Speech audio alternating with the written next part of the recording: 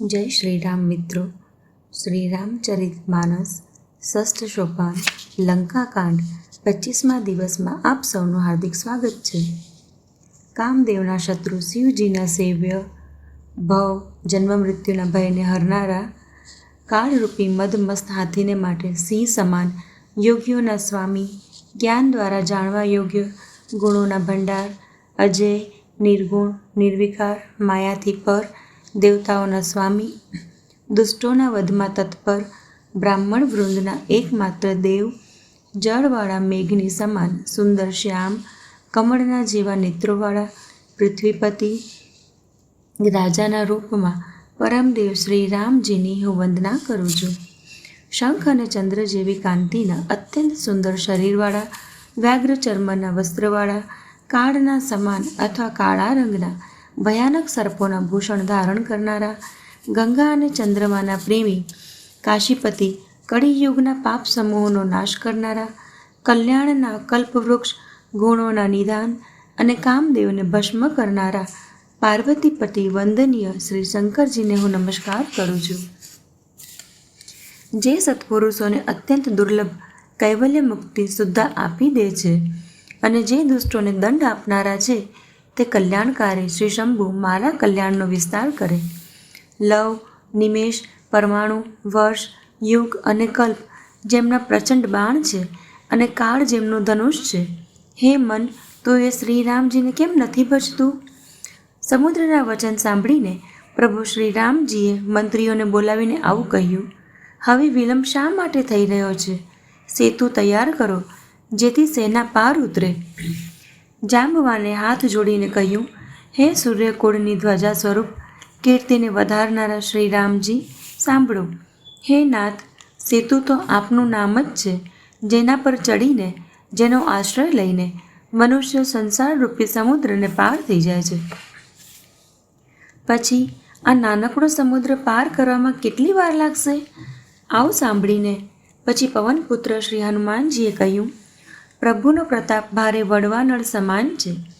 તેણે અગાઉ સમુદ્રના જળને શોષી લીધું હતું, પરંતુ આપના શત્રુઓની સ્ત્રીઓના આંસુઓની ધારાથી આ ફરી ભરાઈ ગયો અને તેથી જ ખારો પણ થઈ ગયો.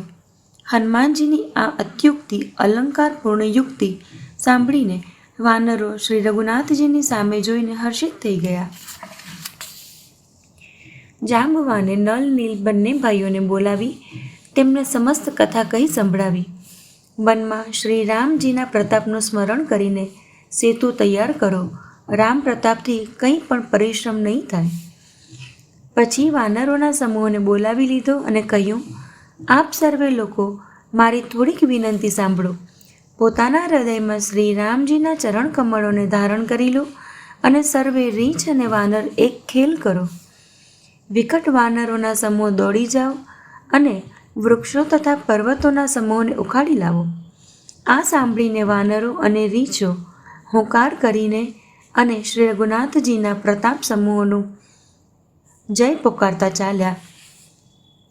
ઘણા ઊંચા ઊંચા પર્વતો અને વૃક્ષોને ખેલની જેમ જ ઉખાડીને ઉઠાડી લે છે અને લાવીને નલ નીલને આપે છે. તેઓ યોગ્ય રીતે ઘડીને સુંદર સેતુ બનાવે છે. વાનરો મોટા મોટા પહાડ લાવીને આપે છે અને નલ નીલને તેમને દડાની જેમ લઈ લે છે. સેતુની અત્યંત સુંદર રચના જોઈને કૃપા સિંધુ શ્રી રામજી હસીને વચન બોલ્યા: આ અહીંની ભૂમિ પરમ રમણીય અને ઉત્તમ છે. એનો અસીમ મહિમા વર્ણન કરી શકાતો નથી. હું અહીં શિવજીની સ્થાપના કરીશ. મારા હૃદયમાં આ મહાન સંકલ્પ છે. શ્રી રામજીના વચન સાંભળીને વાનરરાજ સુગ્રીવે ઘણા જ દૂત મોકલ્યા, જે સર્વે શ્રેષ્ઠ મુનિઓને બોલાવીને લઈ આવ્યા. શિવલિંગની સ્થાપના કરીને વિધિપૂર્વક તેનું પૂજન કર્યું. પછી ભગવાન બોલ્યા: શિવજી સમાન મને અન્ય કોઈ પ્રિય નથી. જે શિવનો દ્રોહ કરે છે અને મારો ભક્ત કહેવડાવે છે, તે મનુષ્ય સ્વપ્નમાંય મને નથી પામતો. શંકરજીથી વિમુખ થઈને, વિરોધ કરીને જે મારી ભક્તિ ઈચ્છે છે, તે નરકગામી, મૂર્ખ અને અલ્પ બુદ્ધિ છે. જેમને શંકરજી પ્રિય છે, પરંતુ જે મારા દ્રોહી છે તથા જે શિવજીના દ્રોહી છે અને મારા દાસ બનવા ઈચ્છે છે, તે મનુષ્ય કલ્પભર ઘોર નરકમાં નિવાસ કરે છે. જે મનુષ્ય મારા સ્થાપિત કરેલા આ રામેશ્વરજીનું દર્શન કરશે, તે શરીર છોડીને મારા લોકમાં જશે અને જે ગંગાજળ લાવીને એના પર ચડાવશે, તે મનુષ્ય સાયુજ્ય મુક્તિ પામશે, અર્થાત મારી સાથે એકાકાર થઈ જશે. જે છળ છોડીને અને નિષ્કામ થઈને શ્રી રામેશ્વરજીની સેવા કરશે, તેમને શંકરજી મારી ભક્તિ આપશે અને જે મારા બનાવેલા સેતુનું દર્શન કરશે, તે વિના પરિશ્રમે સંસારરૂપી સમુદ્રને તરી જશે. શ્રી રામજીના વચન સર્વેના મનમાં સારા લાગ્યા.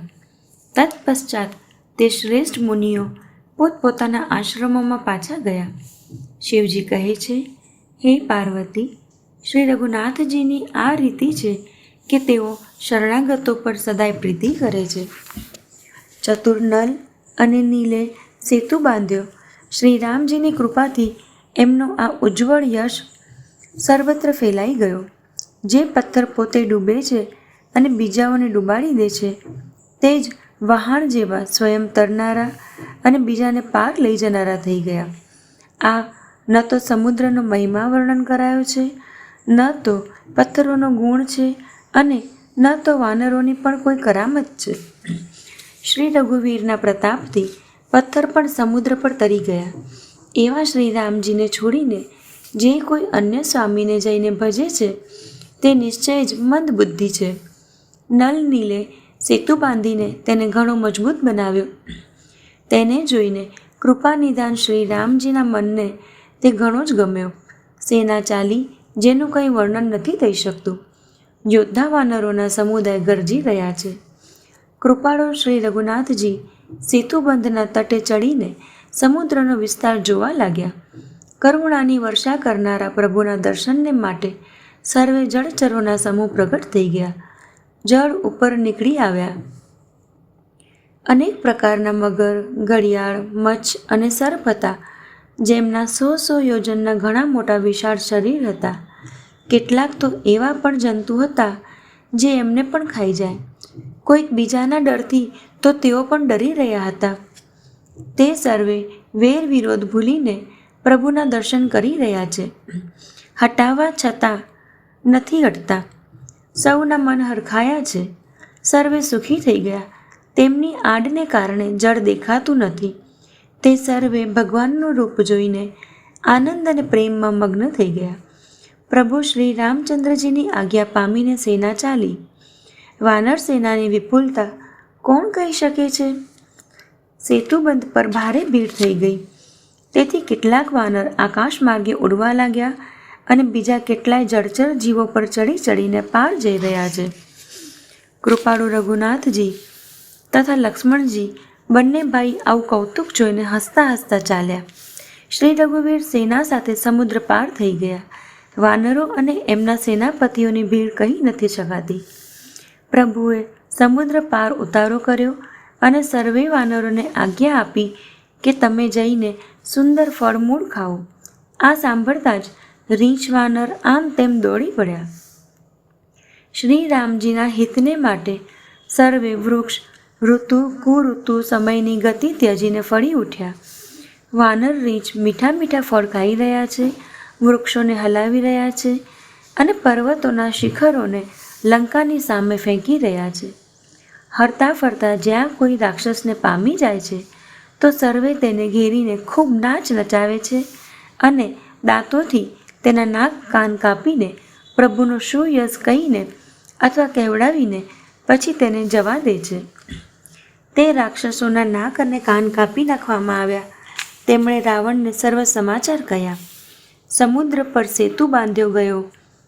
કાનેથી સાંભળતા જ રાવણ ગભરાઈને 10 મુખથી બોલી ઉઠ્યો, અરે વનનિધિને, અરે નીરનિધિને, અરે જલધિને, અરે સિંધુને, અરે વારિશને, અરે તોય નિધિને, અરે કંપતિને, અરે ઉદધિને, અરે પયોધિને, અરે નદીશને શું સાચે સાચ જ બાંધી લીધો? પછી પોતાની વ્યાકુળતાને સમજીને ઉપરથી હસતો ભયને બોલાવીને રાવણ મહેલે ગયો. જ્યારે મંદોદરીએ સાંભળ્યું કે પ્રભુ શ્રીરામજી આવી ગયા છે અને એમણે ખેલમાં જ સમુદ્રને બંધાવી દીધો છે, પછી તે હાથ પકડીને પતિને પોતાના મહેલમાં લાવીને પરમ મનોહર વાણી બોલ્યા. ચરણોમાં શીશ નમાવીને તેણીએ પોતાનો ખોળો પાથર્યો અને કહ્યું, હે પ્રિયતમ, ક્રોધ ત્યાગીને મારું વચન સાંભળો. હે નાથ, વેર તેની સાથે જ કરવું જોઈએ કે જેને બુદ્ધિ અને બળ દ્વારા જીતી શકાય. આપનામાં અને શ્રી રઘુનાથજીમાં નિશ્ચય જ કેવું અંતર છે, જેવું આજ્ઞા અને સૂર્યમાં. જેમણે વિષ્ણુ રૂપમાં અત્યંત બળવાન મધુ અને કૈટભ દૈત્ય માર્યા અને વારાહ અને નૃષિ રૂપે મહાન શૂરવીર દિતિના પુત્રો હિરણ્યાક્ષ અને હિરણ્યકશિપુનો સંહાર કર્યો. જેમણે વામન રૂપે બલિને બાંધ્યો અને પરશુરામ રૂપે સહસ્ત્ર બાહુને હળ્યો, તે જ ભગવાન પૃથ્વીનો ભાર હરવા માટે રામ રૂપે અવતીર્ણ થયા છે. હે નાથ, જેમના હાથમાં કાળ, કર્મ અને જીવ સર્વે છે, તેમનો વિરોધ ન કરો. શ્રી રામજીના ચરણ કમળોમાં શીશ નમાવીને તેમની શરણમાં જઈને એમને જાનકીજી સોંપી દો અને આપ પુત્રને રાજ્ય આપીને વનમાં જઈને શ્રી રઘુનાથજીનું ભજન કરો. હે નાથ, શ્રી રઘુનાથજી તો દીનો પર દયા કરનારા છે. શરણે જવાથી તો વાઘ પણ નથી ખાતો. આપે જે કંઈ કરવું જોઈતું હતું તે સર્વે આપ કરી ચૂક્યા. આપે દેવતા, રાક્ષસ તથા ચર અચર સર્વેને જીતી લીધા. હે દસમુખ, સંતજન આવી નીતિ કહે છે કે ચોથી અવસ્થા વૃદ્ધાવસ્થામાં રાજાએ વનમાં ચાલ્યા જવું જોઈએ. હે સ્વામી, ત્યાં વનમાં આપ એમનું ભજન કરો જે સૃષ્ટિના રચનારા, પાળનારા અને સંહાર કરનારા છે. હે નાથ, આપ વિષયોની સમસ્ત મમતા છોડીને તે જ શરણાગત પર પ્રેમ કરનારા ભગવાનનું ભજન કરો, જેના માટે શ્રેષ્ઠ મુનિ સાધન કરે છે અને રાજા રાજ્ય છોડીને વૈરાગી થઈ જાય છે. તે જ કૌશલાધીશ શ્રી રઘુનાથજી આપ પર દયા કરવા આવ્યા છે. હે પ્રિયતમ, જો આપ મારી શિખામણ માની લેશો તો આપનો અત્યંત પવિત્ર અને સુંદર યશ ત્રણેય લોકમાં પ્રસરી જશે.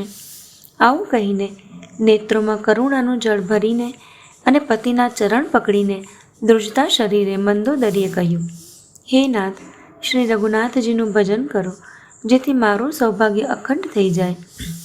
ત્યારે રાવણે મંદોદરીને ઉઠાડી અને તે દુષ્ટ તેને પોતાની પ્રભુતા કહેવા લાગ્યો.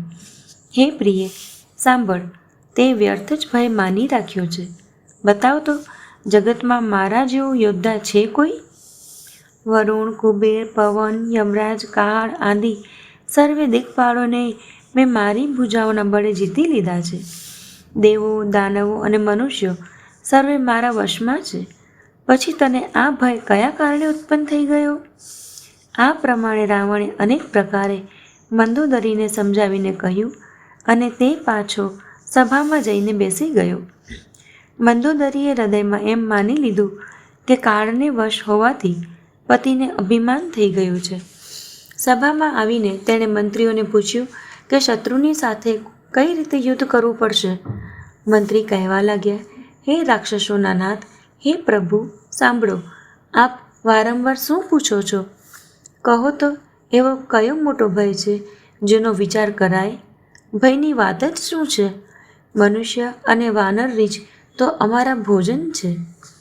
કાનોથી સર્વેના વચન સાંભળીને રાવણનો પુત્ર પ્રહસ્ત હાથ જોડીને કહેવા લાગ્યો, હે પ્રભુ, નીતિના વિરુદ્ધ કંઈ પણ ન કરવું જોઈએ. મંત્રીઓમાં ઘણી જ ઓછી બુદ્ધિ છે. આ સર્વે મૂર્ખ ખુશામતી મંત્રીઓ ઉપરથી ખુશામત કરી રહ્યા છે. હે નાથ, આ પ્રમાણેની વાતોથી પૂરું નહીં પડે. એક જ વાનર સમુદ્ર ઓળંગીને આવ્યો હતો. તેનું ચરિત્ર સર્વે લોકો હજી પણ મનમાં ને મનમાં ગાયા કરે છે, સ્મરણ કર્યા રાખે છે. તે સમયે તમારા લોકોમાંથી કોઈને ભૂખ ન હતી? નગર બાળતી વખતે તેને પકડીને કેમ ન ખાઈ લીધો? આ મંત્રીઓએ આપને એવી સંમતિ સંભળાવી છે જે સાંભળવામાં સારી છે, પણ એનાથી આગળ ચાલીને દુઃખ ભોગવવું પડશે. જેણે ખેલ ખેલમાં જ સમુદ્ર બાંધી લીધો અને જે સેના સહિત સુબેલ પર્વત ઉપર આવી ઉતર્યો. હે ભાઈઓ, કહો તે સામાન્ય મનુષ્ય છે જેને કહો છો કે અમે ખાઈ જશું? સર્વે ગાલ ફૂલાવીને પાગલોની જેમ વચન કહી રહ્યા છે. હે તાત, મારા વચનોને ઘણા આદરથી સાંભળો. મને મનથી કાયર ન સમજી લેજો. જગતમાં એવા મનુષ્યોના ટોળા છે જે પ્રિય વાત જ સાંભળે છે અને કહે છે, હે પ્રભુ, સાંભળવામાં કઠોર પરંતુ પરિણામમાં પરમ હિતકારી વચન જે સાંભળે અને કહે છે તે મનુષ્ય જ ઘણા જ ઓછા છે. નીતિ સાંભળો, તે મુજબ પહેલાં દૂત મોકલો અને પછી સીતાને સોંપીને શ્રીરામજી સાથે પ્રીતિ સાધી લો. જો તેઓ સ્ત્રી પામીને પાછા વળી જાય ત્યારે તો વ્યર્થ ઝઘડો ન વધારો. નહીંતર હે તાત, સન્મુખ યુદ્ધભૂમિમાં તેમની સાથે હઠપૂર્વક જજુમીને યુદ્ધ કરો. હે પ્રભુ, જો આપ મારી આ સદમતી માનશો તો જગતમાં બંને પ્રકારથી આપનો શું યશ થશે? રાવણે ગુસ્સે ભરાઈને પુત્રને કહ્યું, અરે મૂર્ખ, તને આવી બુદ્ધિ કોણે શીખવાડી? હજી પણ હૃદયમાં સંશય થઈ રહ્યો છે? હે પુત્ર, તું તો વાંસના મૂળમાં ગમોઈ કે જીવાત થયો છે. પિતાની અત્યંત ઘોર અને કઠોર વાણી સાંભળીને પ્રહસ ઉગ્ર વચન કહેતા ઘેર ચાલ્યો ગયો. હિતની સલાહ આપીને એવી લાગતી અસર કરતી નથી જેમ મૃત્યુને વર્ષ થયેલા રોગીને દવા નથી લાગતી. સંધ્યાનો સમય જાણીને રાવણ પોતાની વિષય ભુજાઓને જોતાં જોતાં મહેલે ચાલ્યો. લંકાના શિખર પર એક અત્યંત વિચિત્ર મહેલ હતો. ત્યાં નાચ ગાનનો અખાડો જામતો હતો. રાવણ તે મહેલમાં જઈને બેસી ગયો. કિન્નર એના ગુણ સમૂહને ગાવા લાગ્યા. તાલ, પખાવજ અને વીણા વાગી રહ્યા છે. નૃત્યમાં પ્રવીણ અપ્સરાઓ નાચી રહી છે. તે નિરંતર સેંકડો ઇન્દ્રોની સમાન ભોગ વિલાસ કરતો રહે છે. જો કે શ્રી રામજી જેવા અત્યંત પ્રબળ શત્રુ માથે છે તો પણ એને ન તો ચિંતા છે અને ન જ ડર છે. અહીં શ્રી રઘુવીર સુબેલ પર્વત પર સેનાના મોટા સમૂહની સાથે ઉતર્યા.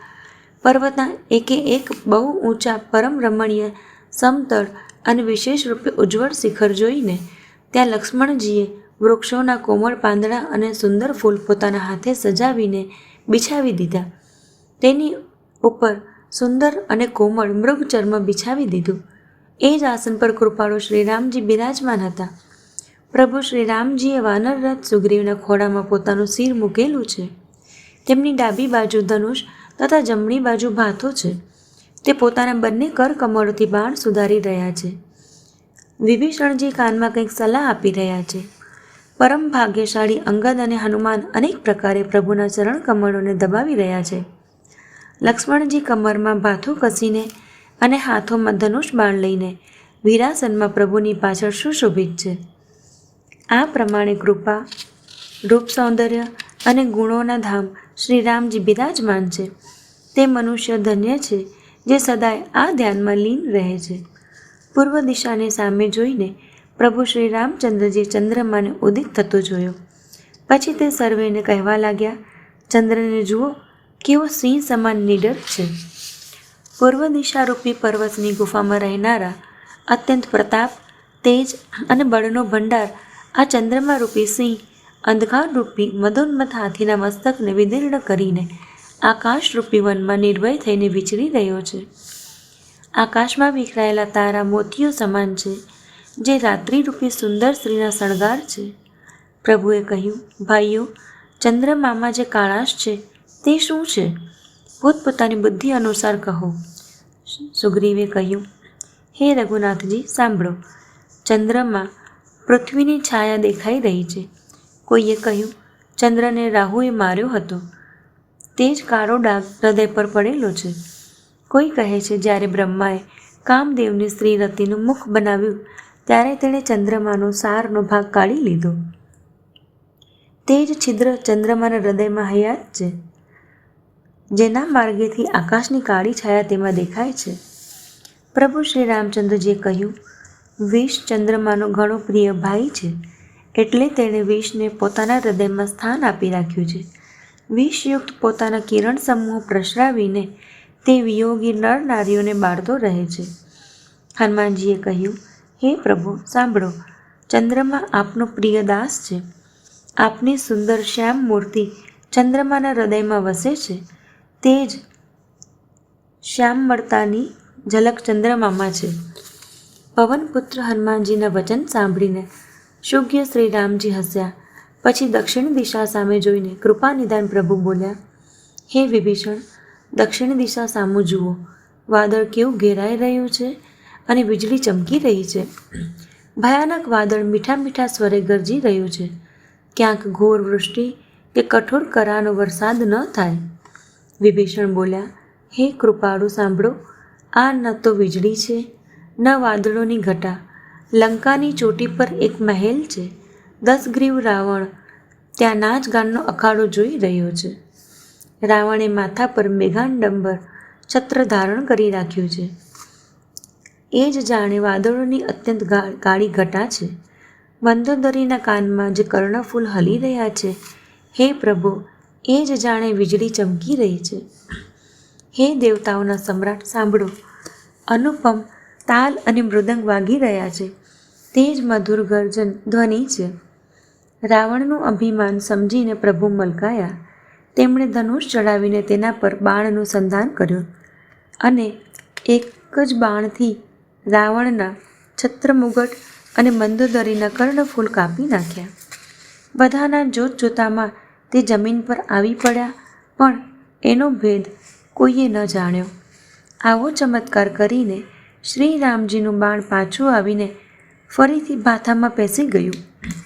આ મહાન રસભંગ જોઈને રાવણની સમસ્ત સભા ભયભીત થઈ ગઈ. ન ધરતીકંપ થયો, ન ઘણા જોશથી હવા ચાલી, ન કોઈ અસ્ત્ર-શસ્ત્ર જ નેત્રોએ જોયા.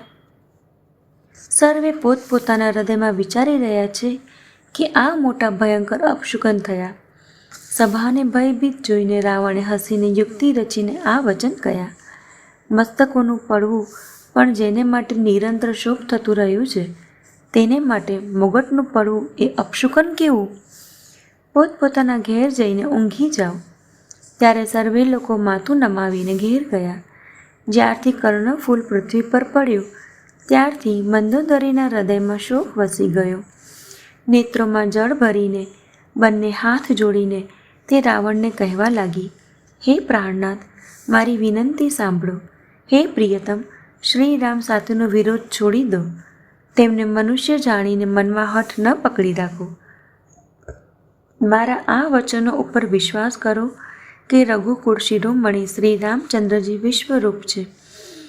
વેદ જેમના અંગે અંગમાં લોકોની કલ્પના કરે છે. પાતાળ ચરણ છે, બ્રહ્મલોક માથું છે, અન્ય લોકોનો વિશ્રામ જેમના અન્ય જુદા જુદા અંગો ઉપર છે. ભયંકર કાળ જેમના ભ્રુકુટી સંચાલન છે. સૂર્ય નેત્ર છે, વાદળોનો સમૂહ વાળ છે. અશ્વિની કુમાર જેમની નાસિકા છે. રાત અને દિવસ જેમના અપાર નિમેષ પલક મારવું અને ખોલવા છે.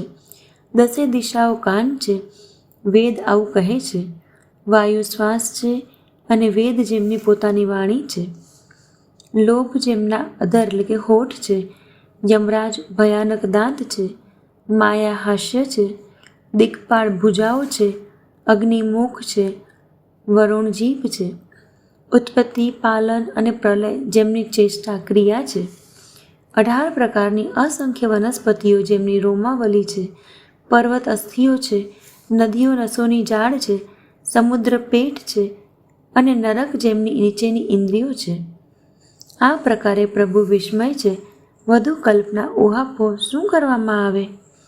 શિવ જેમનો અહંકાર છે. બ્રહ્મા બુદ્ધિ છે. ચંદ્રમા વન છે અને મહાન વિષ્ણુ જ ચિત્ત છે. તે જ ચરાચર રૂપ ભગવાન શ્રી રામજીએ મનુષ્ય રૂપમાં નિવાસ કર્યો છે. હે પ્રાણપતિ, સાંભળો, આવો વિચાર કરી પ્રભુ સાથેનું વેર ત્યજીને શ્રી રઘુવીરના ચરણોમાં પ્રેમ કરો, જેથી મારું સૌભાગ્ય ન નંદવાય. પત્નીના વચન કાનેથી સાંભળીને રાવણ ખૂબ હસ્યો અને બોલ્યો, અહો, મોહ અજ્ઞાનનો મહિમા ઘણો બળવાન છે. સ્ત્રીનો સ્વભાવ સર્વે સત્ય કહે છે કે તેના હૃદયમાં 8 અવગુણ સદાય રહે છે: સાહસ, જૂઠ, ચંચળતા, માયા, ભય, અવિવેક, અપવિત્રતા અને નિર્દયતા.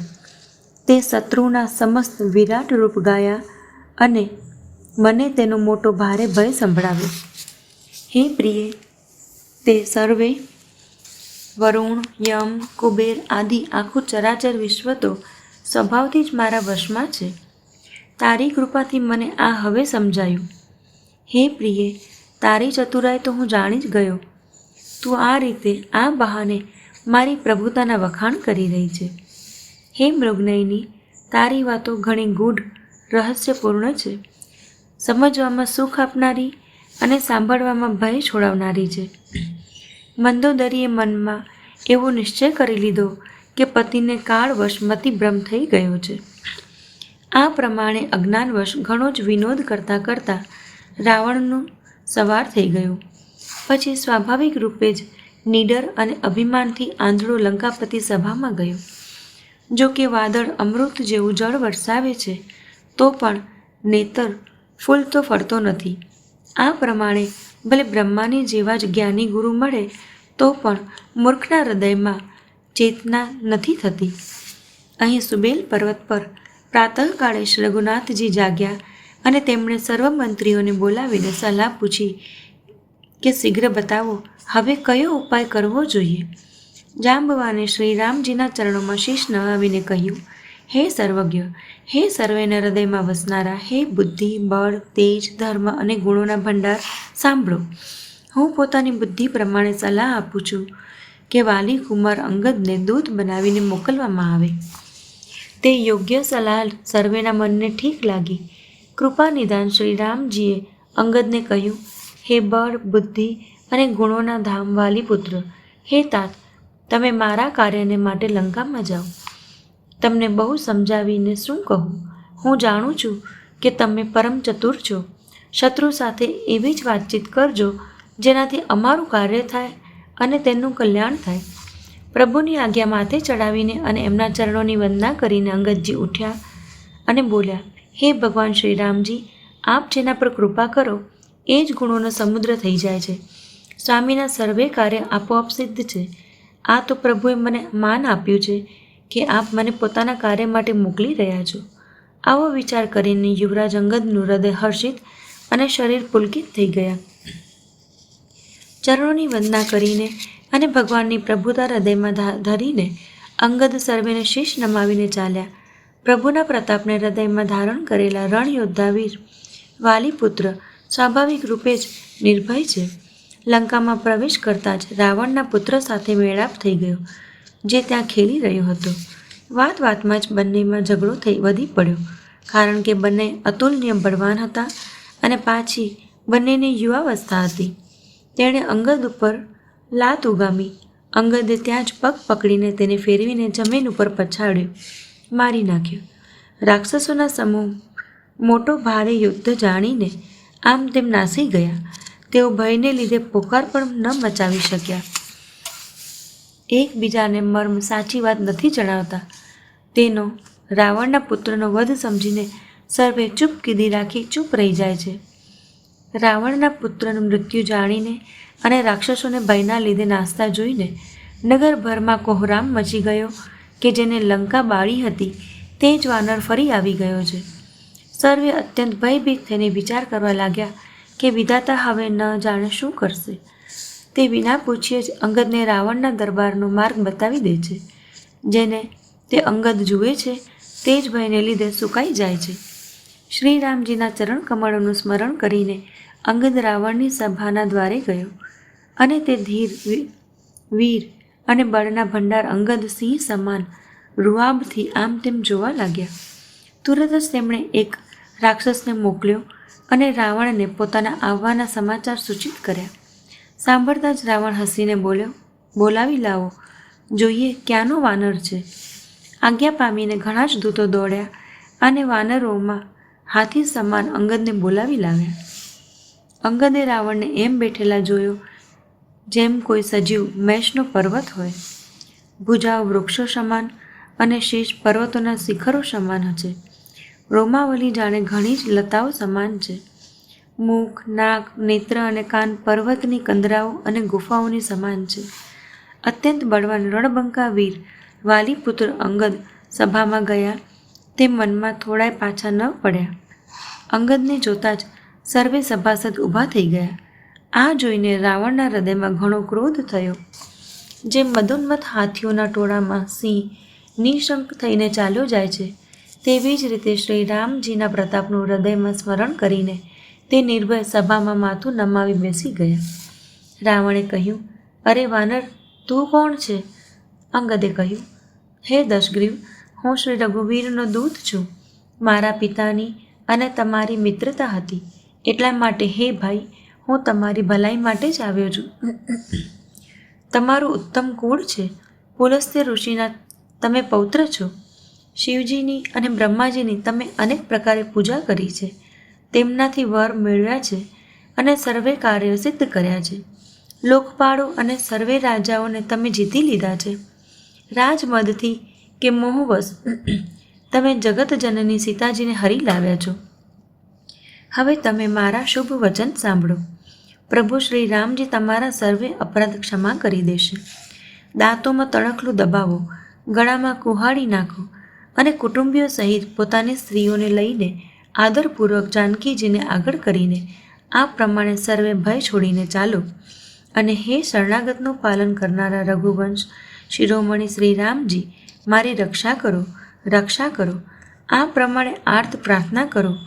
આર્ત પોકાર સાંભળતા જ પ્રભુ તમને નિર્ભય કરી દેશે. રાવણે કહ્યું, અરે વાનર બચ્ચા, સાંભળીને બોલ. મૂર્ખ, મને દેવતાઓના શત્રુને તે ઓળખ્યો નથી? અરે ભાઈ, પોતાનું અને બાપનું નામ તો બતાવ. કયા સંબંધે મિત્રતા માને છે? અંગદે કહ્યું, મારું નામ અંગદ છે. હું વાલીનો પુત્ર છું. તેમનો કદીક તમારે મેળાપ થયો હતો? અંગદનું વચન સાંભળતા જ રાવણ કંઈક સંકોચાઈ ગયો અને બોલ્યો, હા, હું જાણી ગયો. મને યાદ આવી ગયું. વાલી નામનો એક વાનર હતો. અરે અંગદ, તું જ વાલીનો પુત્ર છે? અરે કુળનાશક, તું તો પોતાના કુળરૂપી વાંસ માટે અગ્નિરૂપે જ ઉત્પન્ન થયો. ગર્ભમાં જ કેમ નષ્ટ ન થઈ ગયો? તું વ્યર્થ જ ઉત્પન્ન થયો છે, જે પોતાના જ મુખથી તપસ્વીઓના દૂધ કહેવડાવે છે. હવે વાલીના કુશળ તો બતાવ. તે આજકાલ ક્યાં છે? ત્યારે અંગદે હસીને કહ્યું, 10 દિવસ વીત્યા પછી સ્વયં વાલીની પાસે જઈને પોતાના મિત્રને હૃદય લગાડીને તેને જ કુશળ પૂછી લેજો. શ્રી રામજીનો વિરોધ કરવાથી જેવી કુશળતા થાય છે તે સર્વ તમને તે સંભળાવશે. હે મૂર્ખ, સાંભળ. ભેદ એના મનમાં જ પડી શકે છે જેના હૃદયમાં શ્રી રઘુવીર ન હોય. સાચું છે, હું તો કુળનો નાશ કરનારો છું અને હે રાવણ, તમે કુળના રક્ષક છો. આંધળા બહેરા પણ આવી વાત નથી કહેતા. તમારે તો 20 નેત્ર અને 20 કાન છે. શિવ, બ્રહ્મા આદિ દેવો અને મુનિઓના સમુદાય જેમના ચરણોની સેવા ઈચ્છે છે, એમના દૂત થઈને મેં કુળને ડૂબાડી દીધું? અરે, આવી બુદ્ધિ હોવા છતાંય તમારું હૃદય ફાટી નથી પડતું?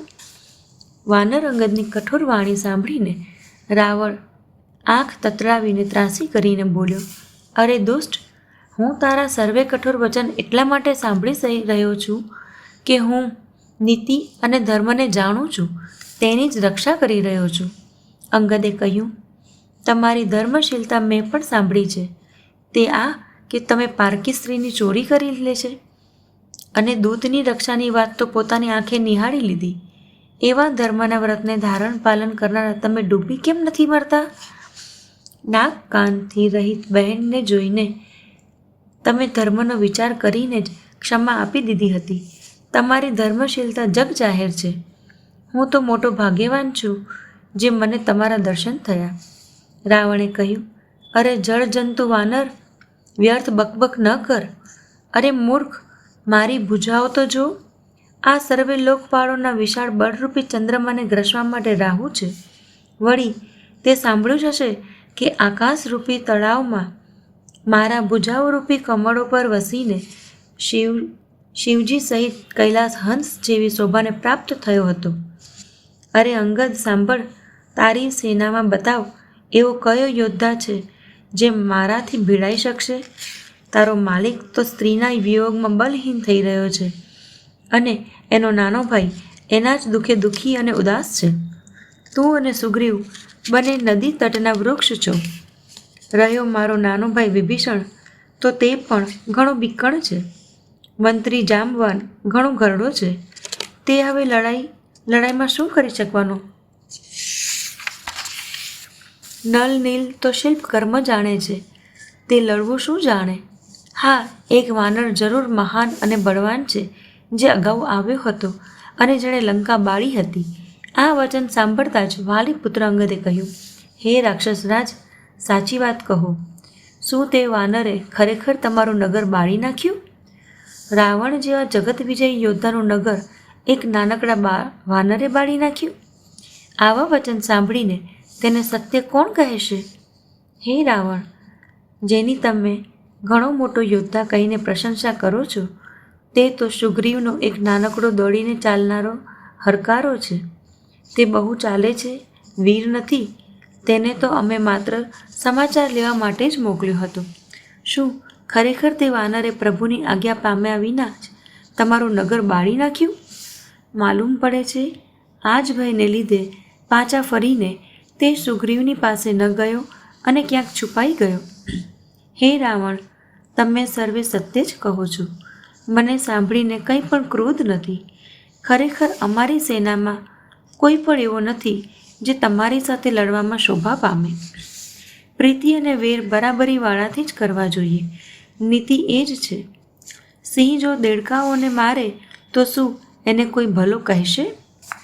જો કે તમને મારવામાં શ્રી રામજીની લઘુતા છે અને મોટો દોષે છે, તો પણ હે રાવણ, સાંભળો. ક્ષત્રિય જાતિનો ક્રોધ ઘણો કઠિન હોય છે. વક્રોકિત રૂપી ધનુષથી વચનરૂપી બાણ મારીને અંગદે શત્રુના હૃદયને બાળી નાખ્યું.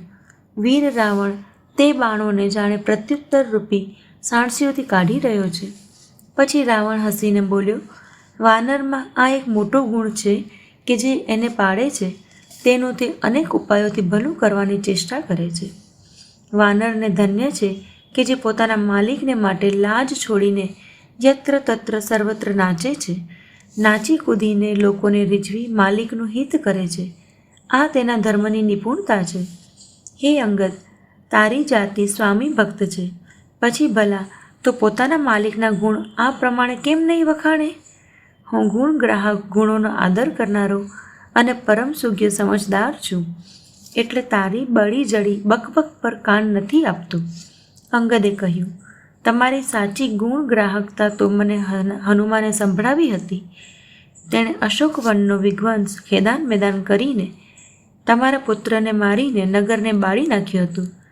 તોય તમે પોતાની ગુણ ગ્રાહકતાને કારણે આ જ સમજ્યા કે તેણે તમારો કંઈ પણ અપકાર નથી કર્યો. તમારો એ જ સુંદર સ્વભાવ વિચારીને હે દશગ્રીવ, મેં કંઈક દૃષ્ટા કરી છે. હનુમાને જે કંઈ કહ્યું હતું તેને આવીને મેં પ્રત્યક્ષ જોઈ લીધું કે તમને ન લાજ છે, ન ક્રોધ અને નફરત પણ નથી. રાવણ બોલ્યો, અરે વાનર, જ્યારે તારી આવી બુદ્ધિ છે ત્યારે જ તું બાપને ભરખી ગયો. આવું વચન કહીને રાવણ હસ્યો. અંગદે કહ્યું, પિતાને ભરખીને પછી તને પણ ભરખી જાત, પરંતુ અત્યારે તુરત જ કોઈ અન્ય જ વાત મારી સમજમાં આવી ગઈ. અરે નીચ અભિમાની, વાલીના નિર્મળ યશનું પાત્ર કારણ જાણીને તને હું મારતો નથી. રાવણ, એ તો બતાવ કે જગતમાં કેટલા રાવણ છે. મેં જેટલા રાવણ પોતાના કાનોથી સાંભળી રાખ્યા છે તેમને સાંભળ. એક રાવણ તો બલીને જીતવા પાતાળમાં ગયો હતો. ત્યારે બાળકોએ એને ઘોડારમાં બાંધી રાખ્યો. બાળક રમતા હતા અને જઈને એને મારતા હતા. બલીને દયા આવી ત્યારે તેમણે તેને છોડાવી દીધો. પછી એક રાવણને સહસ્ત્ર બાહુએ જોયો અને દોડીને તેને એક વિશેષ પ્રકારના જંતુની જેમ પકડી લીધો. કૌતુક માટે તે તેને ઘેર લઈ ગયો. ત્યારે પુલસ્ત્ય મુનિએ જઈને એને છોડાવ્યો. એક રાવણની વાત કહેવામાં તો મને મોટો સંકોચ થઈ રહ્યો છે. તે ઘણીવાર સુધી વાલીની કાખમાં રહ્યો હતો. એમાંથી તું કયો રાવણ છો? ચીડાવું છોડીને ખરેખર કહું. રાવણે કહ્યું, અરે મૂર્ખ, સાંભળ, હું એ જ બળવાન રાવણ છું, જેની ભુજાઓની લીલા કૈલાસ પર્વત જાણે છે, જેની શૂરતા ઉમાપતિ મહાદેવજી જાણે છે, જેમને પોતાના મસ્તકરૂપી પુષ્પ ચડાવીને મેં પૂજ્યા હતા. મસ્તકરૂપી કમળોને પોતાના હાથેથી ઉતારીને મેં અગણિત વાર ત્રિપુરારી શિવજીની પૂજા કરી છે. અરે મૂર્ખ, મારી ભુજાઓનું પરાક્રમ દિક્પાળ જાણે છે, જેમના હૃદયમાં તે આજે ખૂંચી રહ્યું છે. દિગ્ગજ મારી છાતીની કઠોરતાને જાણે છે, જેમના ભયાનક દાંત જ્યારે જઈને હું તેમનાથી જબરજસ્ત રીતે ભીડાયો ત્યારે મારી છાતીમાં ક્યારેય ન ફૂટ્યા, પોતાનો ચીન પણ ન બનાવી શક્યા. ઉલટાના મારી છાતીને અડતા જ તે મૂળાની જેમ તૂટી ગયા, જેના ચાલવાથી પૃથ્વી એ રીતે હલે છે કે જેમ મદોન્મત હાથીના ચડતા સમયે નાની નાવ. હું એ જ જગ પ્રસિદ્ધ પ્રતાપી રાવણ છું. અરે જૂઠી બકવાસ કરનારા, શું તે મને ક્યારેક કાનોથી સાંભળ્યો નથી? તે મહાન પ્રતાપી અને જગ પ્રસિદ્ધ રાવણને મને તું નાનો કહે છે અને મનુષ્યની મોટાઈ કરે છે? અરે દુષ્ટ, અસભ્ય, તુચ્છ વાનર, હવે મેં તારું જ્ઞાન જાણી લીધું. રાવણના આ વચન સાંભળીને અંગદ ક્રોધ સહિત વચન બોલ્યા, અરે નીચ અભિમાની, સાંભળીને સમજી વિચારીને બોલ. જેમનો ફરસો સહસ્ત્ર બાહોની ભુજાઓરૂપી અપાર વનને બાળવા માટે અગ્નિ સમાન હતો, જેમના ફરસારૂપી સમુદ્રની તીવ્ર ધારામાં અગણિત રાજા અનેકવાર ડૂબી ગયા, તે પરશુરામજીનો ગર્વ જેમને જોતાં જ ભાગી ગયો. અરે અભાગ્ય દશશીષ, તે કેવી રીતે સામાન્ય મનુષ્ય છે? કેમ રે મૂર્ખ ઉદંડ, શ્રી રામચંદ્રજી શું સામાન્ય મનુષ્ય છે? કામદેવ પણ શું સામાન્ય ધનુર્ધારી છે? અને ગંગાજી શું સામાન્ય નદી છે? કામધેનુ શું સામાન્ય પશુ છે? અને કલ્પવૃક્ષ શું સામાન્ય ઝાડ છે? અન્નદાન પણ શું સામાન્ય દાન છે? અને અમૃત શું સામાન્ય રસ છે? ગરુડજી શું સામાન્ય પક્ષી છે? શેષજી શું સામાન્ય સર્પ છે? અરે રાવણ, ચિંતામણી પણ શું સામાન્ય પથ્થર છે? અરે ઓ મૂર્ખ, સાંભળ, વૈકુંઠ પણ શું સામાન્ય લોક છે? અને શ્રી રઘુનાથજીની અખંડ ભક્તિ શું અન્ય લાભો જેવો જ સામાન્ય લાભ છે? સેના સહિત તારું માન મથીને, અશોક વનને ઉજાડીને, નગરને બાળીને અને તારા પુત્રને મારીને જે પાછા વળ્યા, તું એમનું કંઈ પણ ન બગાડી શક્યો. કેમ રે દુષ્ટ, તે હનુમાનજી શું સામાન્ય વાનર છે? અરે રાવણ, ચતુરાઈ છોડીને સાંભળ. કૃપાના સમુદ્ર શ્રી રઘુનાથજીનું તું ભજન કેમ નથી કરતો? અરે દુષ્ટ, જો તું શ્રી રામજીનો વેરી થયો તો તને બ્રહ્મા અને રુદ્ર પણ નહીં બચાવી શકે. હે મૂઢ, વ્યર્થ બકવાસ ન હાંક. શ્રી રામજી સાથે વેર કરવામાં તારો એવો હાલ થશે કે તારા શિર સમૂહ શ્રી રામજીના બાણ વાગતા જ વાનરોની સામે પૃથ્વી પર પડશે અને રીછ વાનર તારા તે દડા જેવા અનેક મસ્તકોથી મેદાનમાં ગેડી દડો રમશે. જ્યારે શ્રી રઘુનાથજી યુદ્ધમાં કોપ કરશે અને એમના અત્યંત તીક્ષ્ણ અનેક બાણ છૂટશે, ત્યારે શું તારા ગાલ ચાલશે? આવો વિચાર કરીને ઉદાર શ્રી રામજીને ભજ. અંગદના આ વચન સાંભળીને રાવણ અત્યંત બળી ઉઠ્યો, જાણે સળગતા પ્રચંડ અગ્નિમાં ઘી પડી ગયું હોય. તે બોલ્યો, અરે મૂર્ખ, કુંભકર્ણ એવો મારો ભાઈ છે, ઇન્દ્રનો શત્રુ સુપ્રસિદ્ધ મેઘનાદ મારો પુત્ર છે, અને મારું પરાક્રમ તો તે સાંભળ્યું જ નથી કે મેં સંપૂર્ણ જળ ચેતન જગતને જીતી લીધું છે. અરે દુષ્ટ, વાનરોની સહાયતા મેળવીને તારા સ્વામીએ સમુદ્રને બાંધી લીધો, બસ એ જ એમની પ્રભુતા છે. સમુદ્ર તો અનેક પક્ષી પણ લાંઘી જાય છે, પણ તેથી તે સર્વે શૂરવીર નથી થઈ જતા. અરે મૂર્ખ વાનર, સાંભળ, મારો એક એક ભુજારૂપી સમુદ્ર બળરૂપી જળથી પૂર્ણ છે, જેમાં ઘણા જ શૂરવીર દેવો અને મનુષ્ય ડૂબી ચૂક્યા છે. બતાવ, કયો એવો શૂરવીર છે જે મારા આ અગાધ અને અપાર 20 સમુદ્રને પાર પામી જશે. અરે દુષ્ટ, મેં દિક્પાળોએ પાસે પાણી ભરાવડાવ્યું અને તું એક રાજાનો યશ મને સંભળાવે છે? જો તારો માલિક, જેની ગુણગાથા તું વારંવાર કહી રહ્યો છે, સંગ્રામમાં લડનારો યોદ્ધો છે, તો પછી તે દૂત શા માટે મોકલે છે? શત્રુ સાથે પ્રીતિ કરતા તેને લાજ આવતી નથી? કૈલાસને ઉંચકનારી મારી ભુજાઓને જો. પછી અરે મૂર્ખ વાનર, પોતાના માલિકની પ્રશંસા કરજે.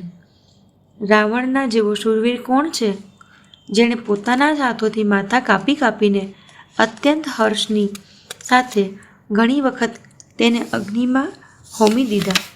સ્વયં ગૌરીપતિ શિવજી આ વાતના સાક્ષી છે. મસ્તકો બળતી વખતે જ્યારે મેં પોતાના લલાટ ઉપર લખેલા વિધાતાના અક્ષર જોયા, ત્યારે મનુષ્યના હાથે પોતાનું મૃત્યુ થવાનું વાંચીને વિધાતાની વાણીને અસત્ય જાણીને હું હસ્યો. તે વાતને સમજીને સ્મરણ કરીને મારા મનમાં ડર નથી, કેમ કે હું સમજું છું કે ઘરડા બ્રહ્માએ ભ્રમથી આવું લખી દીધું છે. અરે મૂર્ખ, તું લજ્જા અને મર્યાદા છોડીને મારા સામે વારંવાર બીજા વીરનું બળ કહે છે. અંગદે કહ્યું, અરે રાવણ, તારા સમાન લજ્જાવાન જગતમાં કોઈ નથી. લજ્જાશીલતા તો તારો સ્વાભાવિક સ્વભાવ જ છે. તું પોતાના મુખથી પોતાના ગુણ ક્યારેય નથી કહેતો. મસ્તક કાપવા અને કૈલાસ ઉપાડવાની કથા ચિત્તમાં ચડેલી હતી, એટલે તે એને વિષયવાર કહી. ભુજાઓના એ બળને તો તે હૃદયમાં જ યુક્તિ કરી છુપાવી રાખ્યું છે, જેનાથી તે સહસ્ત્રબાહુ, બલિ અને વાલીને જીત્યા હતા. અરે મંદબુદ્ધિ સાંભળ, હવે ઉત્તર આપ. માથું કાપવાથી શું કોઈ શૂરવીર થઈ જાય છે? ઇન્દ્રજાળ રચનારને વીર નથી કહી શકાતો, જો કે તે સ્વહસ્તે જ પોતાનું શરીર કાપી નાખે છે. અરે મંદબુદ્ધિ, સમજીને જો. પતંગિયા મોહવશ અગ્નિમાં બળી મરે છે, ગધેડાના ટોળા ભાર ઉપાડીને ચાલે છે, પણ તે કારણે તેઓ શૂરવીર નથી કહેવાતા. અરે દુષ્ટ, હવે વાત વધારો ન કર, મારું વચન સાંભળ અને અભિમાન ત્યાગી દે. હે દશમુખ, હું દૂતની જેમ સંધિ કરવા નથી આવ્યો. શ્રી રઘુવીરે એવો વિચાર કરીને મોકલ્યો છે. કૃપાળુ શ્રી રામજી વારંવાર આવું કહે છે કે શિયાળને મારવાથી સિંહને યશ નથી મળતો. અરે મૂર્ખ, પ્રભુના તે વચનોને મનમાં યાદ કરીને જ મેં તારા કઠોર વચન સહ્યા છે, નહીંતર તારું મુખ તોડીને હું સીતાજીને બેડી જબરીથી લઈ જાત. અરે અધમ, દેવતાઓના શત્રુ તારું બળ તો મેં ત્યારે જ જોઈ લીધું, જ્યારે તું એકાંતમાંથી પારકી સ્ત્રીને હરી લાવ્યો. તું રાક્ષસોનો રાજા અને ઘણો અભિમાની છે, પરંતુ હું તો શ્રી રઘુનાથજીના સેવક, સુગ્રીવનો દૂત, સેવકનો એ સેવક છું. જો હું શ્રી રામજીના અપમાનથી ન બીતો હોત, તો તારા જોતામાં હું એવું કૌતુક કરત કે તને જમીન પર પછાડીને, તારી સેનાનો સંહાર કરીને અને તારા ગામને રમણ-ભમણ કરીને, અરે મૂર્ખ, તારી યુવાન સ્ત્રીઓ સહિત જાનકીજીને લઈ જાત. જો હું આવું કરું તોય એમાં મારી કોઈ મોટાઈ નથી. મરેલાને મારવામાં કંઈ પણ પુરુષત્વ નથી. વામમાર્ગી, કામી, કંજૂસ, અત્યંત મૂઢ, અતિ દરિદ્ર, બદનામ, ઘણો વૃદ્ધ, નિત્યનો રોગી, નિરંતર ક્રોધયુક્ત રહેનારો, ભગવાન વિષ્ણુથી વિમુખ, વેદ અને સંતોનો વિરોધી, પોતાના જ શરીરનું પોષણ કરનારો, પારકી નિંદા કરનારો અને પાપની ખાણ, આ 14 પ્રાણી જીવતા હોવા છતાં મરદા સમાન છે. અરે દુષ્ટ, આવો વિચાર કરીને હું તને નથી મારતો. હવે તું મને ક્રોધ ન કરાવ. અંગદના વચન સાંભળીને રાક્ષસરાજ રાવણ હોઠ કરડીને ક્રોધિત થઈને હાથ ઘસતા બોલ્યો, અરે નીચ વાનર, હવે તું મરવા જ ઈચ્છે છે, એટલા જ નાના મુખે મોટી વાત કહે છે. અરે મૂર્ખ વાનર, તું જેના બળ ઉપર કડવા વેણ બકી રહ્યો છે, તેનામાં બળ, પ્રતાપ, બુદ્ધિ અથવા તેજ કે કંઈ પણ નથી. તેને ગુણહીન અને માનહીન સમજીને જ તો પિતાએ વનવાસ આપી દીધો. તેને એક તો તે દુઃખ, ઉપરાંત જુવાન સ્ત્રીનો વિરહ અને વળી રાત દિવસ મારો ડર બન્યો રહે છે. જેના બળનો ગર્વ તને છે, એવા અનેક મનુષ્યોને તે રાક્ષસ રાત દિવસ ભરકતા રહે છે. અરે મૂઢ, જીદ છોડીને સહજ વિચાર કર. જ્યારે તેણે શ્રી રામજીની નિંદા કરી ત્યારે તો કપી શ્રેષ્ઠ અંગદ અત્યંત ક્રોધિત થયા, કેમ કે શાસ્ત્ર એવું કહે છે કે જે પોતાના કાનેથી ભગવાન વિષ્ણુ અને શિવની નિંદા સાંભળે છે તેને ગોવધના સમાન પાપ લાગે છે. વાનર શ્રેષ્ઠ અંગદે જોરથી દાંત કટકટાવ્યા, નાદ કર્યો અને તેમણે આવેશપૂર્વક પોતાના બંને ભુજદંડોને પૃથ્વી પર પછાડ્યા. પૃથ્વી હલવા લાગી, જેથી બેઠેલા સભાસદ ઢળી પડ્યા અને ભયરૂપી પવનભૂતથી ગ્રસ્ત થઈને ભાગી નીકળ્યા. રાવણ પડતા પડતા સંભાળીને ઉઠ્યો. તેના અત્યંત સુંદર મુગટ પૃથ્વી પર પડી ગયા. કેટલાક તો તેણે ઉઠાવીને પોતાના માથા પર સજાવીને મૂક્યા, કેટલાક અંગદે ઉઠાવીને પ્રભુ શ્રી રામચંદ્રજીની પાસે ફેંકી દીધા. મુગટોને આવતા જોઈને વાનર ભાગ્યા. વિચારવા લાગ્યા, વિધાતા, શું દિવસે ઉલ્કાપાત થવા લાગ્યો? અથવા શું રાવણે ક્રોધ કરીને 4 વજ્ર ચલાવ્યા છે, જે ઘણા તીવ્ર વેગે આવી રહ્યા છે? પ્રભુએ હસીને કહ્યું, મનમાં ન ડરો. આ ન તો ઉલ્કા છે, ન વજ્ર છે અને ન કેતુ કે રાહુ છે. અરે ભાઈ, આ તો રાવણના મુગટ છે, જે વાલી પુત્ર અંગદના ફેંકાયેલા આવી રહ્યા છે. પવનપુત્ર શ્રી હનુમાનજી ઉછળીને તેમને હાથમાં પકડી લીધા અને લાવીને પ્રભુની પાસે મૂકી દીધા. રીંછ અને વાનર તમાશો જોવા લાગ્યા. મુગટનો પ્રકાશ સૂર્યની સમાન હતો. ત્યાં સભામાં ક્રોધયુક્ત રાવણ સર્વેને ક્રોધિત થઈને કહેવા લાગ્યો કે વાનરને પકડી લો અને પકડીને મારી નાખો. અંગદ આ સાંભળીને મલકાવા લાગ્યા. વળી રાવણ બોલ્યો, આને મારીને સર્વે યોદ્ધા તુરત જ દોડો અને જ્યાં ક્યાંય રીંછ વાનરોને જુઓ ત્યાં જ તેમને ખાઈ જાઓ. પૃથ્વીને વાનર રહિત કરી દો અને જઈને બંને તપસ્વી ભાઈઓને જીવતા જ પકડી લો. રાવણના કોપ ભરેલા વચન સાંભળીને યુવરાજ અંગદ ક્રોધિત થઈને બોલ્યા, તને ગાલ વગાડતા શરમ નથી આવતી? અરે નિર્લજ, અરે કુળનાશક, ગળું કાપીને આત્મહત્યા કરીને મરી જા. મારું બળ જોઈને શું તારી છાતી નથી ફાટતી? અરે સ્ત્રીના ચોર, અરે કુમાર્ગે ચાલનારા, અરે દુષ્ટ, પાપના ભંડાર, મંદબુદ્ધિ અને કામી, તું સન્નિપાતમાં સુદુર્વચન બકી રહ્યો છે? અરે દુષ્ટ રાક્ષસ, તું કાળને વશ થઈ ગયો છે. આનું ફળ તું આગળ વાનર અને રીંછોના લાફા ખાઈને પામીશ. રામ મનુષ્ય છે એવા વચન બોલતા જ અરે અભિમાની, તારી જીભ ખરી નથી પડતી?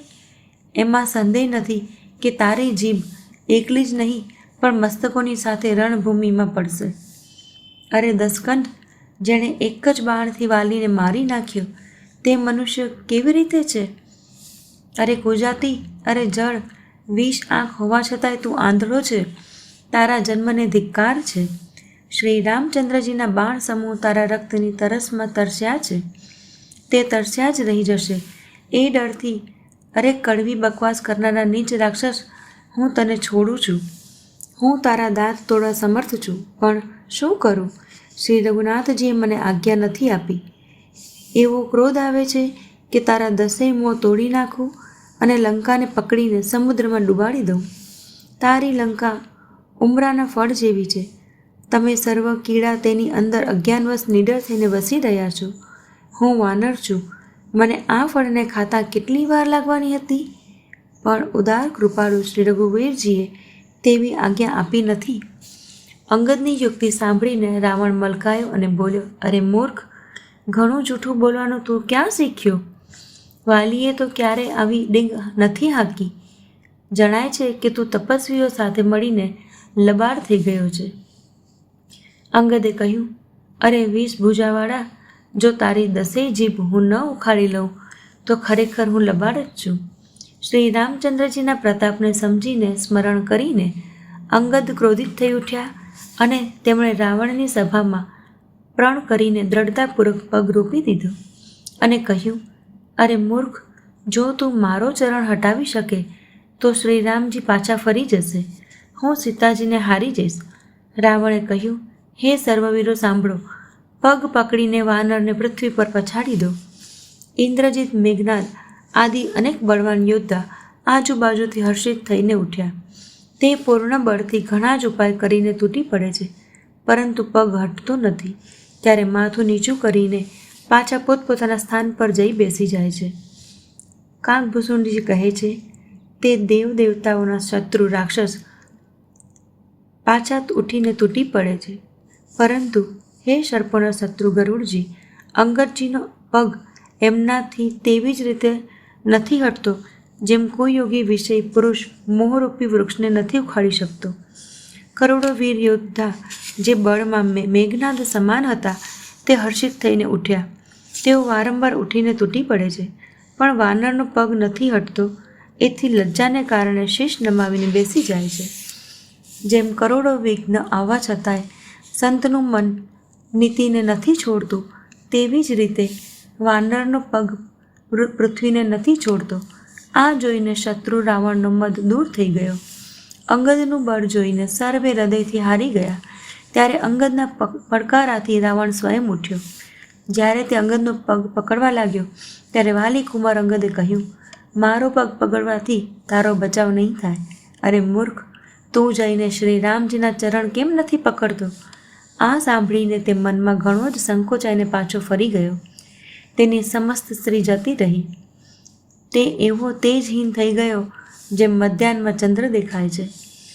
તે નીચું માથું રાખીને સિંહાસન પર જઈ બેઠો, જાણે સમસ્ત સંપત્તિ ખોઈને બેઠો હોય. શ્રી રામચંદ્રજી સમસ્ત જગતના આત્મા અને પ્રાણોના સ્વામી છે.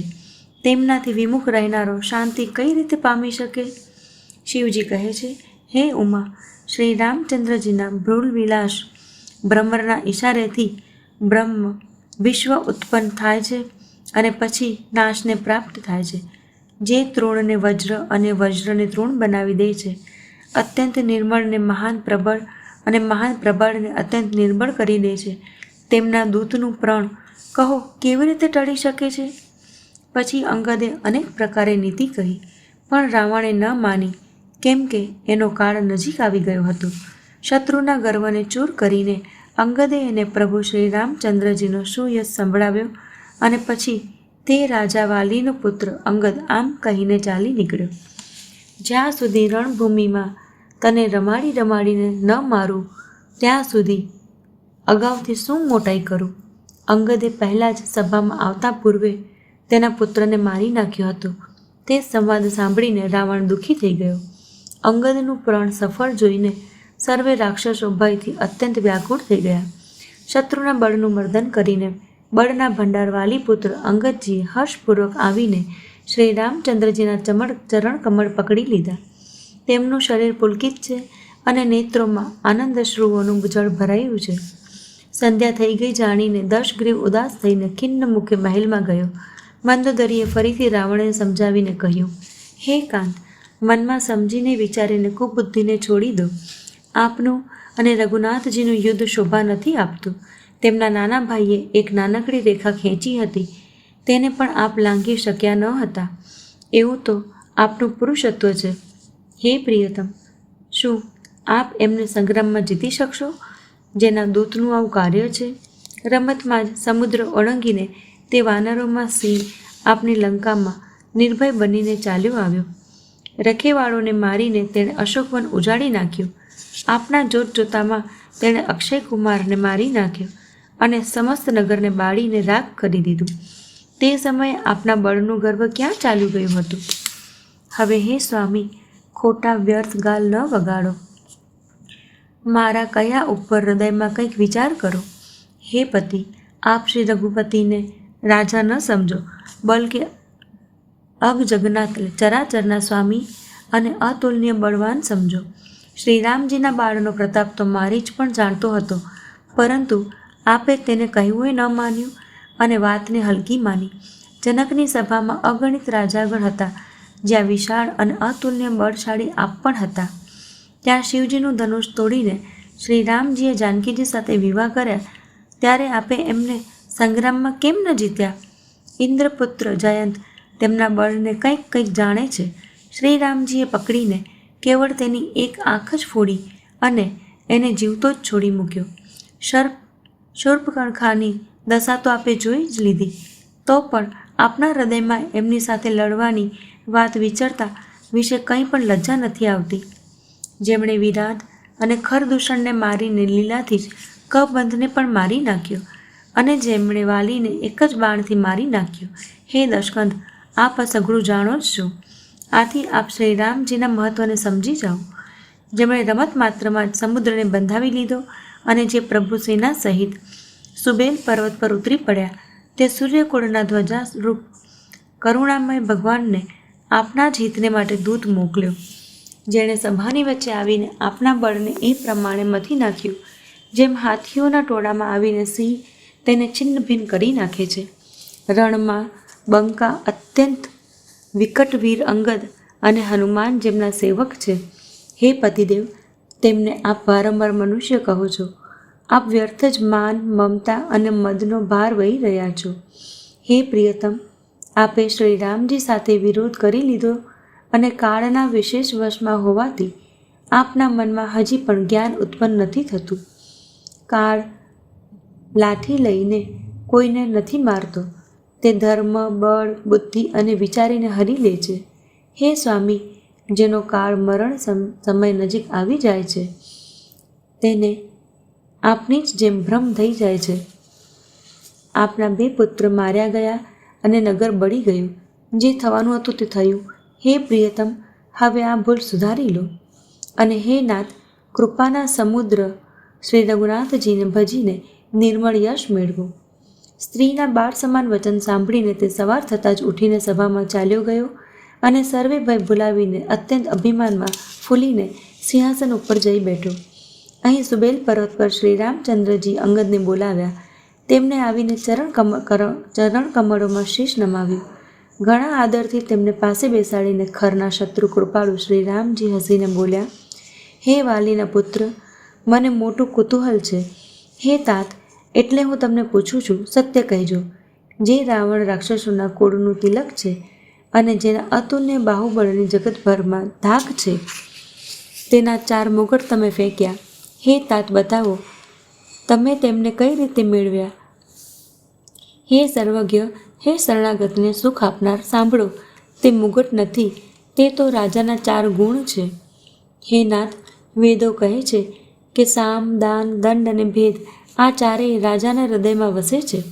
આપના ચરણનીતિ અને ધર્મથી સુશોભિત છે અને એમ ચિત્તમાં જાણીને એ નાથની પાસે આવી ગયા છે. દશનિન રાવણ ધર્મહીન, પ્રભુના પદથી વિમુખ અને કાળના વશમાં છે. એટલા માટે હે કૌશલરાજ, સાંભળો, એ તે ગુણ રાવણને છોડીને આપની પાસે આવી ગયા છે. અંગદની પરમ ચતુરતા પૂર્ણ ઉક્તિ કાનોથી સાંભળીને ઉદાર શ્રી રામચંદ્રજી હસવા લાગ્યા. પછી વાલી પુત્રે કિલ્લાના લંકાના સર્વે સમાચાર કહ્યા. જ્યારે શત્રુના સમાચાર પ્રાપ્ત થઈ ગયા, ત્યારે શ્રી રામચંદ્રજીએ સર્વે મંત્રીઓને પાસે બોલાવ્યા અને કહ્યું, લંકાના 4 ઘણા વિકટ દરવાજા છે. તેમની ઉપર કઈ રીતે આક્રમણ કરી શકાય તેનો વિચાર કરો. ત્યારે વાનરરાજ સુગ્રીવ, વૃક્ષપતિ જામવાન અને વિભીષણે હૃદયમાં સૂર્યકુળના ભૂષણ શ્રી રઘુનાથજીનું સ્મરણ કર્યું અને વિચાર કરીને તેમણે કર્તવ્ય નક્કી કર્યું. વાનરોની સેનાના 4 દળ બનાવ્યા અને એમને માટે યથાયોગ્ય સેનાપતિ નિયુક્ત કર્યા. પછી સર્વે જૂથપતિઓને બોલાવી લીધા અને પ્રભુનો પ્રતાપ કહીને સર્વેને સમજાવ્યા, જેને સાંભળીને વાનર સિંહ સમાન ગર્જના કરીને દોડ્યા. તેઓ હર્ષિત થઈને શ્રી રામજીના ચરણોમાં શીશ નમાવે છે અને પર્વતોના શિખર લઈને સર્વે વીર દોડે છે. કૌશલરાજ શ્રી રઘુવીરજીનો જય હો પોકારતા રીછ અને વાનર ગરજે છે અને પડકારા કરે છે. લંકાને અત્યંત શ્રેષ્ઠ અજય કિલ્લો જાણવા છતાંય પ્રભુ શ્રી રામચંદ્રજીના પ્રતાપે વાનર નીડર થઈને ચાલ્યા. ચારેય તરફથી ઘેરાયેલ વાદળાઓની ઘટાની જેમ લંકાને ચારેય દિશાઓમાંથી ઘેરીને તેઓ મુખેથી જ ડંકા અને દુંદુભી વગાડવા લાગ્યા. મહાન બળની સીમા તે વાનર રીછ સિંહ સમાન ઉચ્ચ સ્વરે શ્રી રામજીનો જય, લક્ષ્મણજીનો જય, વાનરરાજ સુગ્રીવનો જય એવી ગર્જના કરવા લાગ્યા. લંકામાં મોટો ભારે શોર બકોર મચી ગયો. અત્યંત અહંકારી રાવણે તે સાંભળીને કહ્યું, વાનરોની ગૃષ્ટા તો જુઓ. આ કહેતા હસીને તેણે રાક્ષસોની સેના બોલાવી. વાનરોની કાળની પ્રેરણાથી ચાલ્યા આવ્યા છે. મારા રાક્ષસો સર્વે ભૂખ્યા છે. વિધાતાએ એમને ઘેર બેઠા ભોજન મોકલી દીધું. આવું કહીને તે મૂર્ખે અટ્ટહાસ કર્યો. તે ઘણા જોરથી ખડબડાટ હસી પડ્યો અને બોલ્યો, હે વીરો, સર્વે લોકો ચારેય દિશાઓમાં જાઓ અને રીંછ વાનર સર્વેને પકડીને ખાઓ. હે ઉમા, રાવણને એવું અભિમાન હતું જેમ ટીટોળી પગ ઉપરની કરીને સૂરી સવે છે, જેમ ટીટોળી પગ ઉપરની આકાશની તરફ કરીને સૂવે છે, જાણે આકાશને રોકી લેશે. આજ્ઞા માંગીને અને હાથોમાં ઉત્તમ ભિંદીપાલ, સાંગી, તોમર, મુદગર, પ્રચંડ ફરસા, શૂલ, બેધારી તલવાર, પરીઘ અને પર્વતોના ટુકડા લઈને રાક્ષસો ચાલ્યા. જેમ મૂર્ખ માંસાહારી પક્ષી લાલ પથ્થરોનો સમૂહ જોઈને તેની પર તૂટી પડે છે, પથ્થરો પર વાગવાથી ચાંચ તૂટવાનું દુઃખ તેમને નથી સૂચતું, તેવી જ રીતે તે ના સમજ રાક્ષસ દોડ્યા. અનેક પ્રકારના અસ્ત્ર-શસ્ત્ર અને ધનુષ બાણ ધારણ કરેલા કરોડો બળવાન અને રણધીર રાક્ષસ વીર કિલ્લાના કાંગરા પર ચડી ગયા. તે કિલ્લાના કાંગરા કેવા શોભી રહ્યા છે, જાણે સુમેરના શિખરો પર વાદળા બેઠા હોય. યુદ્ધના ઢોલ અને ડંકા આદિ વાગી રહ્યા છે, જેમનો ધ્વનિ સાંભળીને યોદ્ધાઓના મનમાં ઉમંગ થાય છે. અગણિત નફેરી અને નૌબત વાગી રહી છે, જેને સાંભળીને કાયરોના હૃદયમાં ચીરા પડી જાય છે. તેમણે જોઈને અત્યંત વિશાળ શરીરવાળા મહાન યોદ્ધા વાનર અને રીંછોની ઠઠ જોયું કે તે રીંછ વાનર દોડે છે. અવઘટ ઉબડ-ખાબડ ઊંચી નીચી વિકટ ખીણોને કંઈ ગણતરીમાં લેતા નથી. પર્વતને પકડીને ફોડીને રસ્તો બનાવી લે છે. કરોડો યોદ્ધા કટકટાવે અને ગરજે છે. દાંતથી હોઠ કરડતા ખૂબ જુસ્સાથી ધસે છે. ત્યાં રાવણની અને અહીં શ્રી રામજીની દુહાઈ બોલાઈ રહી છે. જય જય જયનો ધ્વનિ થતાં જ યુદ્ધ છેડાઈ ગયું. રાક્ષસો શિખરોના ડગલા ફેંકે છે. વાનર કૂદીને તેમને પકડી લે છે અને પાછા એમની બાજુ જ ફેંકે છે. પ્રચંડ વાનર અને રીંછ પર્વતશિલાઓને લઈને કિલ્લા પર નાખે છે. તેઓ તૂટી પડે છે અને રાક્ષસોના પગ પકડીને તેમને પૃથ્વી પછાડે છે. રાક્ષસો જ્યારે નાસવા લાગે છે ત્યારે પાછા પડકારે છે. ઘણા જ ચંચળ અને મોટા તેજસ્વી વાનર રીંછ ઘણી સ્ફૂર્તિથી ઉછળીને કિલ્લા પર ચડીને ગયા અને જ્યાં ત્યાં મહેલોમાં પેસી જઈને શ્રીરામજીનો યશ ગાવા લાગ્યા. પછી એક એક રાક્ષસને પકડીને તે વાનર ભાગી નીકળ્યા. ઉપર પોતે અને નીચે રાક્ષસ યોદ્ધા, આ પ્રમાણે તેઓ કિલ્લા પરથી ધરતી પર આવી પડે છે. શ્રીરામજીના પ્રતાપે પ્રબળ વાનરોના ટોળા રાક્ષસ યોદ્ધાઓના સમૂહે સમૂહ યોદ્ધાઓને મસળી રહ્યા છે. વાનર પાછા ચારેકોર કિલ્લા પર ચડી ગયા અને પ્રતાપમાં સૂર્ય સમાન શ્રી રઘુવીરનો જય બોલાવા લાગ્યા. રાક્ષસોના ટોળા એવી રીતે નાઠા જેમ જોર જોરથી વાયુ ચાલતા વાદળોના સમૂહ વેર વિખેર થઈ જાય છે. લંકા નગરીમાં મોટો ભારે હાહાકાર મચી ગયો. બાળકો અને સ્ત્રીઓ આતુરતાને કારણે રોવા લાગ્યા. સર્વે મળીને રાવણને ગાળો આપવા લાગ્યા કે રાજ્ય કરતાં એણે મૃત્યુને બોલાવી લીધું. રાવણે જ્યારે પોતાની સેનાનું વિચલિત થવું કાનોથી સાંભળ્યું ત્યારે નાસતા યોદ્ધાઓને પાછા વળીને તે ક્રોધિત થઈને બોલ્યો, હું જેને રણમાં પીઠ બતાવીને નાસતો પોતાના કાનોથી સાંભળીશ તેને સ્વયં ભયાનક બેધારી તલવારથી મારીશ. મારું સર્વે કંઈ ખાધું, જાત જાતના ભોગ કર્યા અને હવે રણભૂમિમાં પ્રાણ પ્રિય થઈ ગયા. રાવણના ઉગ્ર વચન સાંભળીને સર્વે વીરો ડરી ગયા અને લજ્જિત થઈને ક્રોધ કરીને યુદ્ધ માટે પાછા ફર્યા. રણમાં શત્રુના સન્મુખ યુદ્ધ કરતાં મરવામાં જ વીરની શોભા છે.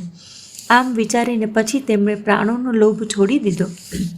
ઘણા જ અસ્ત્ર-શસ્ત્ર ધારણ કરેલા સર્વે વીર પડકારીને ભીડાવા લાગ્યા. તેમણે પરિઘો અને ત્રિશૂળોથી મારીને સર્વે રીંછ વાનરોને વ્યાકુળ કરી દીધા. શિવજી કહે છે, વાનર ભયાતુર થઈને ડરના લીધે ગભરાઈને નાસવા લાગ્યા. જો કે હે ઉમા, આગળ જતાં તેઓ જ જીતશે. કોઈ કહે છે, અંગદ હનુમાન ક્યાં છે? બળવાન નલ, નીલ અને દ્વિવિધ ક્યાં છે? હનુમાનજીએ પોતાના દળને વિકળ થયેલું સાંભળ્યું ત્યારે તેઓ બળવાન પશ્ચિમ દ્વારે હતા. ત્યાં એમની સાથે મેઘનાદ યુદ્ધ કરી રહ્યો હતો. તે દ્વાર તૂટતું નહોતું. મોટી ભારે કઠણાઈ થઈ રહી હતી. ત્યારે પવનપુત્ર હનુમાનજીને મનમાં ઘણો ભારે ક્રોધ થયો.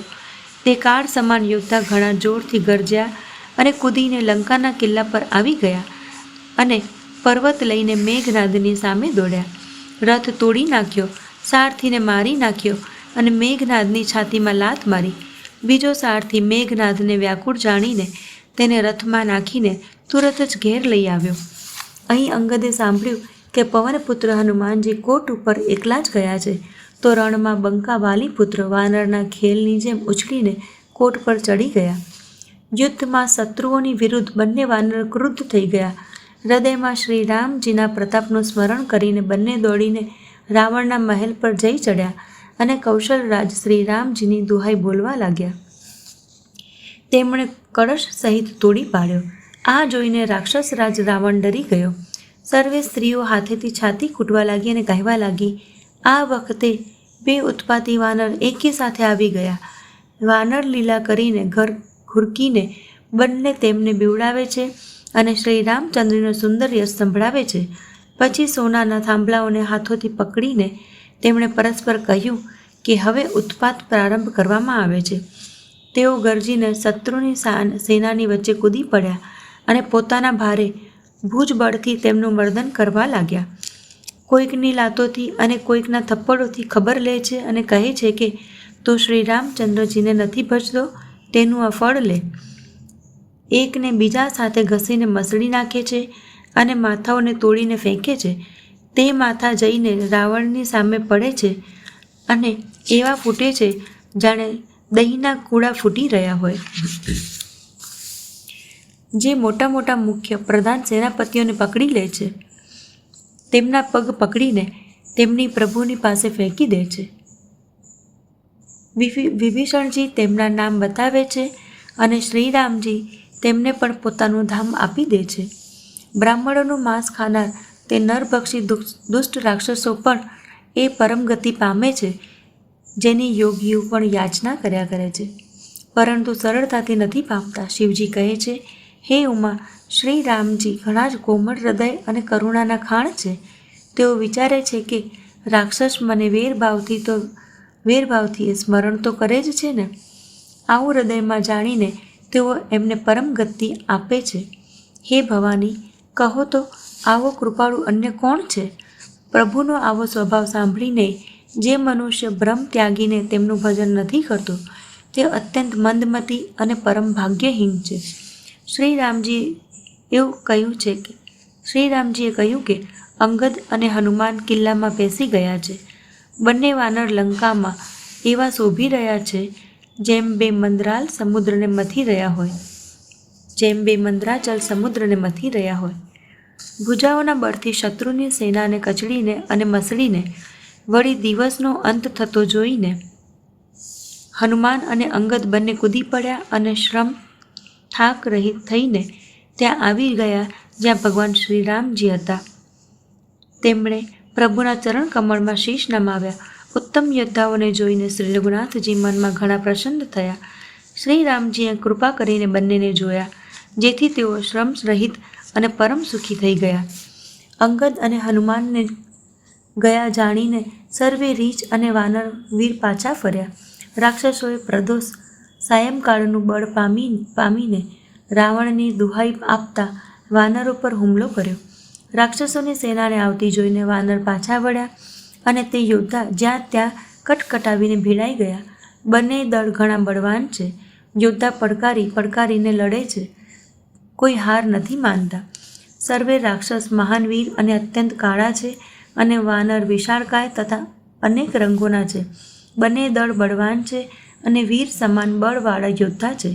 તેઓ ક્રોધ કરીને લડે છે અને રમત કરે છે જાણે ક્રમશઃ વર્ષા અને શરદ ઋતુના ઘણા જ વાદળા પવનથી પ્રેરાઈને લડી રહ્યા હોય. અનીપ, અકંપન અને અતિકાય આ વીરોએ પોતાની સેનાને વિચલિત થતી જોઈને માયા કરી. પળવારમાં અત્યંત અંધકાર થઈ ગયો. લોહી, પથ્થર અને રાખની વર્ષા કરવા લાગ્યા.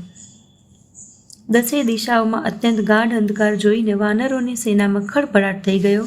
એકબીજાને નથી જોઈ શકતા અને સર્વે જ્યાં ત્યાં પોકાર કરી રહ્યા છે. શ્રી રઘુનાથજી સર્વે રહસ્ય જાણી ગયા. તેમણે અંગદ અને હનુમાનને બોલાવી લીધા અને સર્વે સમાચાર કહીને સમજાવ્યા. સાંભળતા જ તે બંને કપિશ્રેષ્ઠ ક્રોધ કરીને દોડ્યા. પછી કૃપાળુ શ્રી રામજીએ હસીને ધનુષ ચડાવ્યું અને તુરત જ અગ્નિબાણ ચલાવ્યું, જેથી પ્રકાશ થઈ ગયો. ક્યાંય અંધારું ન રહ્યું. જેમ જ્ઞાનનો ઉદય થવાથી સંશય દૂર થઈ જાય છે. રીછ અને વાનર પ્રકાશ પામીને શ્રમ અને ભયથી રહિત તથા પ્રસન્ન થઈને દોડ્યા. હનુમાન અને અંગદ રણમાં ગરજી ઉઠ્યા. તેમની હાંક સાંભળતા જ રાક્ષસ ભાગી છૂટ્યા. નાસતા રાક્ષસ યોદ્ધાઓને વાનર અને રીંછ પકડીને પથ્થર ઉપર પછાડે છે અને અદ્ભુત કરણી કરે છે. પગ પકડીને તેમને સમુદ્રમાં નાખી દે છે. ત્યાં મગર, સર્પ અને મચ્છ તેમને પકડીને ખાઈ જાય છે. કેટલાક માર્યા ગયા, કેટલાક ઘાયલ થયા, કેટલાક નાસીને ગઢ પર ચડી ગયા. પોતાના બળથી શત્રુદળને વિચલિત કરીને રીંછ અને વાનર વીર ગરજી રહ્યા છે. રાત થયેલી જાણીને વાનરોની ચારેય સેનાઓની ટુકડીઓ ત્યાં આવી જ્યાં કૌશલાપતિ શ્રી રામજી હતા. શ્રી રામજીએ જેવા જ સર્વેને કૃપા કરીને જોયા કે તરત જ તે વાનરો શ્રમ રહિત થઈ ગયા. ત્યાં લંકામાં રાવણે મંત્રીઓને બોલાવ્યા અને જે સર્વે યોદ્ધા માર્યા ગયા હતા તે સર્વેને બતાવ્યા. તેણે કહ્યું, વાનરોએ અડધી સેનાનો સંહાર કરી દીધો. હવે શીઘ્ર બતાવો કયો વિચાર કરવો જોઈએ. માલ્યવંત નામનો એક અત્યંત વૃદ્ધ રાક્ષસ હતો. તે રાવણની માતાનો પિતા અર્થાત તેનો માતામહ અને શ્રેષ્ઠ મંત્રી હતો. તે અત્યંત પવિત્ર નીતિમાં વચન બોલ્યો, હે તાત, કંઈક મારી શિખામણ પણ સાંભળો. જ્યારથી તમે સીતાને હરી લાવ્યા છો ત્યારથી એટલા અપશુકનો થઈ રહ્યા છે કે જે વર્ણન નથી કરી શકાતા.